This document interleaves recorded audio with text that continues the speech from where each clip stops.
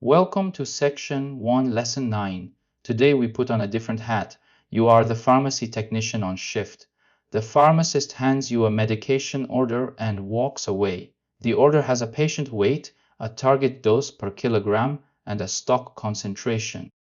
Your job is to compute the exact dose and the exact volume to draw into the syringe. Then you compute the IV drip rate. Then you walk the dispense to the patient. Every number you compute matters because it directly determines what the patient receives. This role play is the capstone of Section 1. By the end of it, you will have used every skill from the prior 8 lessons in a single workflow against a real-world scenario where the math actually drives an outcome that matters.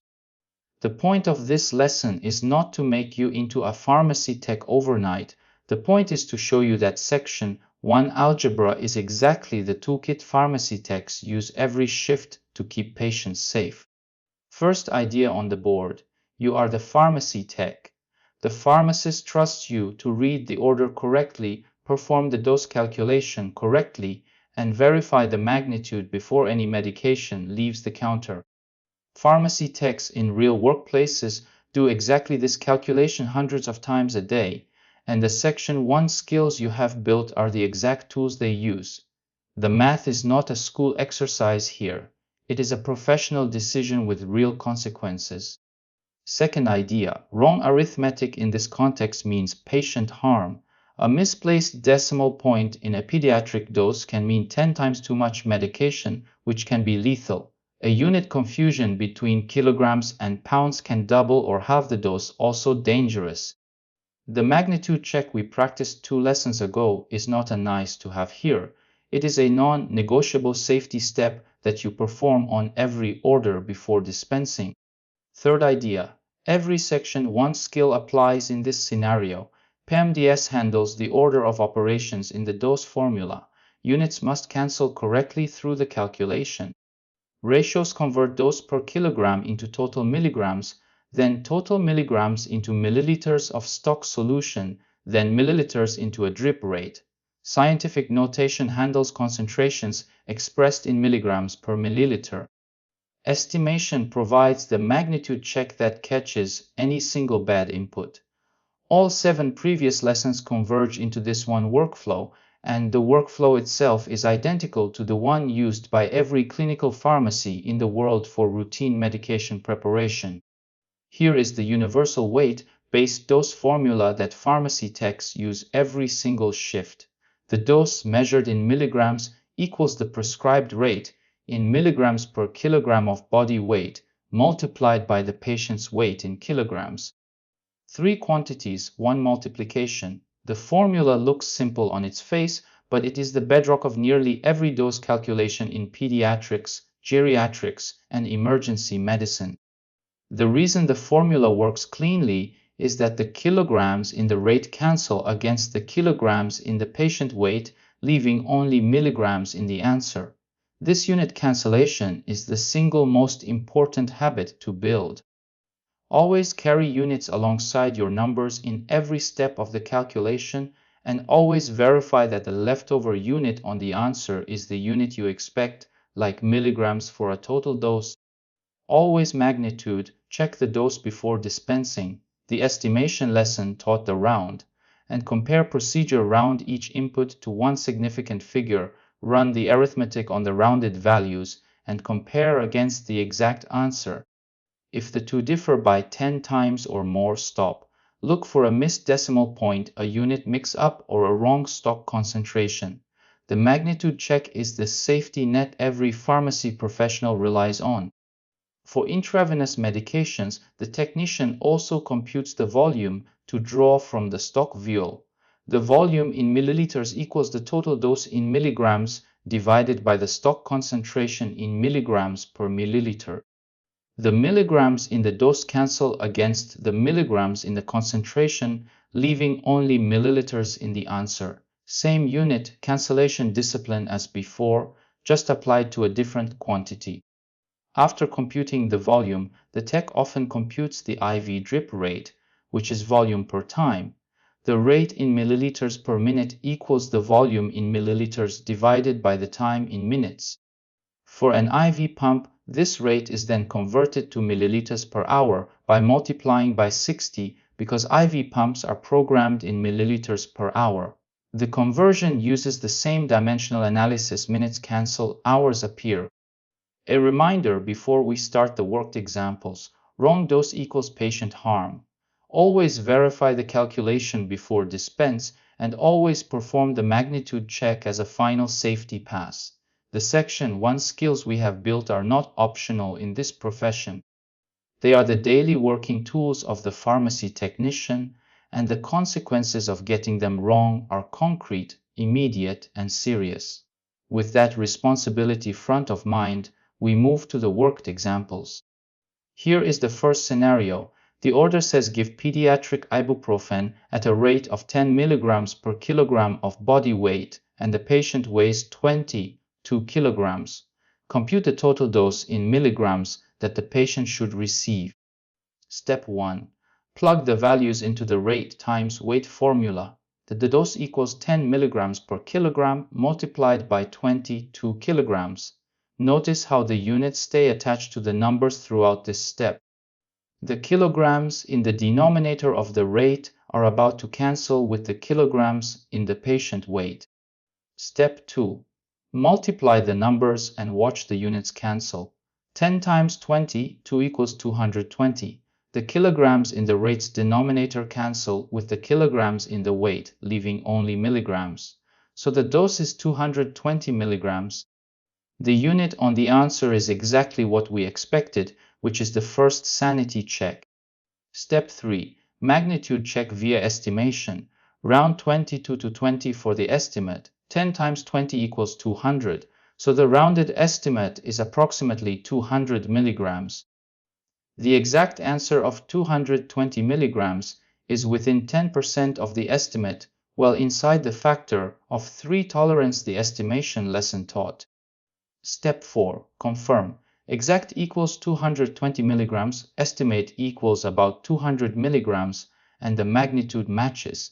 The dose is reasonable for a pediatric ibuprofen calculation, and there are no red flags from the magnitude check.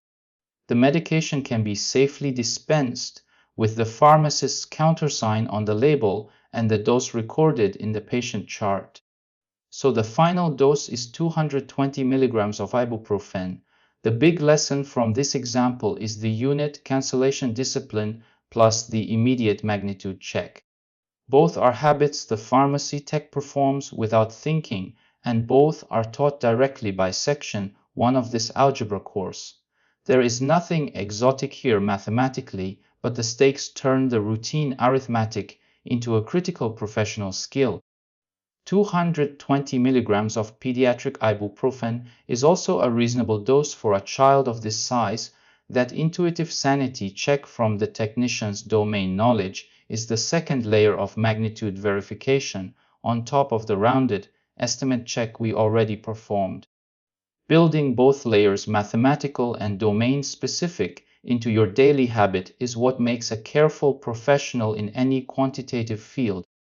Here is the second scenario, an IV antibiotic. The pharmacist orders 875 milligrams of the antibiotic to be infused over 30 minutes. The stock vial in the pharmacy refrigerator is labeled 50 milligrams per milliliter. Compute how many milliliters to draw from the vial, then compute the IV pump strip rate in milliliters per hour. Step 1. Apply the volume formula. Volume equals total dose divided by concentration. The dose is 875 milligrams. The concentration is 50 milligrams per milliliter. So the volume equals 875 milligrams divided by 50 milligrams per milliliter. Watch the units carefully because they will cancel in a non-obvious way. Step 2. Carry out the division and watch the units. 875 divided by 50 equals 17.5.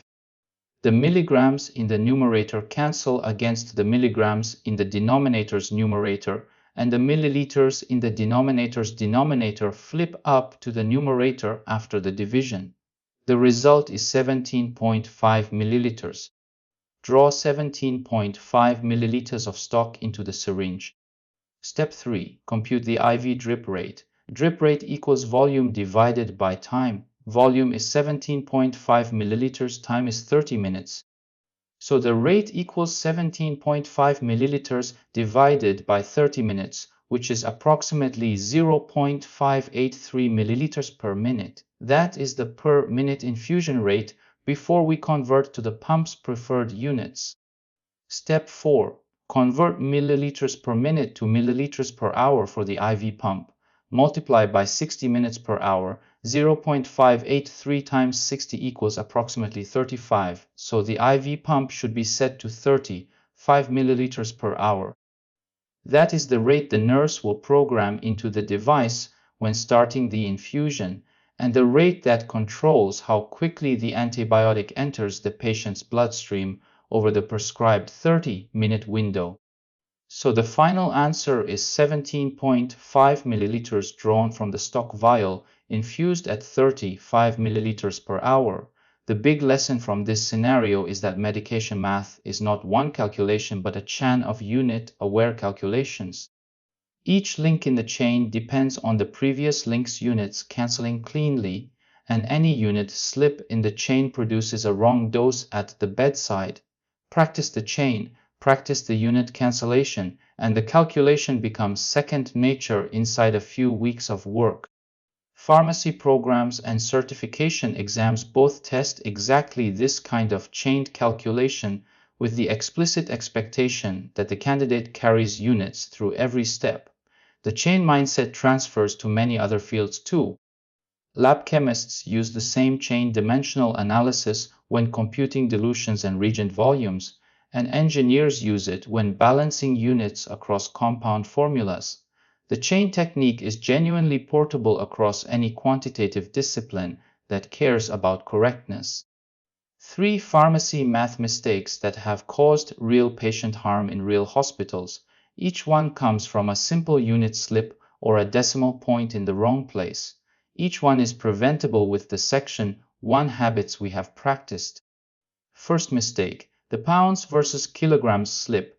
A patient's chart records weight in pounds, but the pharmacy tech reads the number as kilograms without converting first. A 22-pound child is actually about 10 kilograms, less than half of 22 kilograms.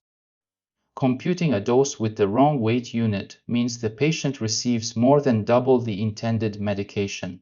Always confirm the weight unit before plugging into the dose formula and convert to kilograms first. Second mistake, a decimal point error somewhere in the calculation. A tech computes 17.5 milliliters but writes 17,5, which is then misread as 175 milliliters. The patient receives 10 times the intended volume of medication. Always recheck the decimal placement at every step and use the magnitude estimate to catch any factor of 10 error before dispensing. Third mistake, confusing milligrams with grams. A stock vial labeled 0.5 grams per milliliter is read as 0.5 milligrams per milliliter. The dose computed using the wrong unit is 1,000 times too small. Always align all units to the same magnitude prefix, like milligrams everywhere before computing. Carrying units explicitly through every step is the only reliable way to catch this kind of error before it leaves the pharmacy. The math you just practiced shows up in 4 big areas of pharmacy practice. Each one uses the same Section 1 toolkit with slight variations on the formula, but always with the same unit cancellation discipline and the same magnitude check. Pediatric weight-based dosing. Children are not small adults. Their dose is computed from their actual weight using the rate times weight formula we just used. Every pediatric oral medication, every IV medication, and most over the counter pediatric medications carry a milligram per kilogram label.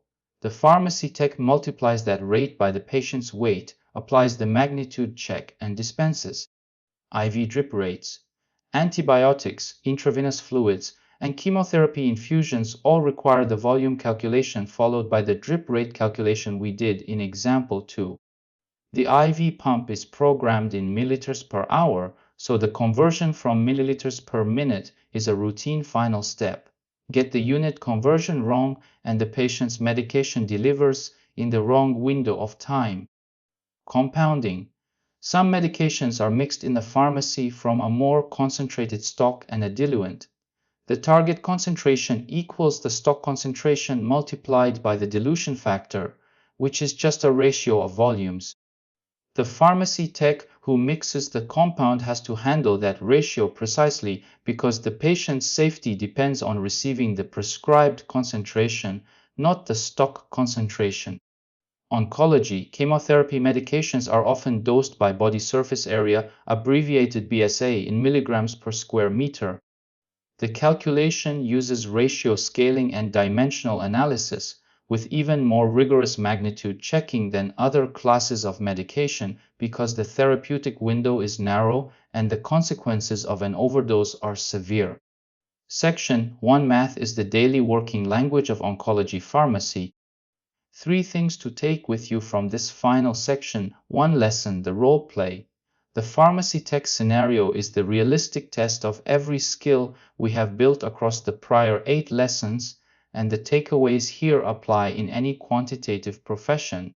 First, always carry units through every step of the calculation, and always check that the units cancel to produce the unit you expect on the answer.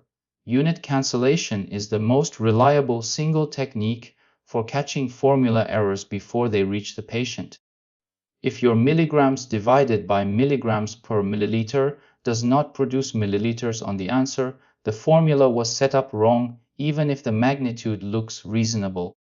Second, always magnitude check the final dose before any medication leaves the pharmacy counter.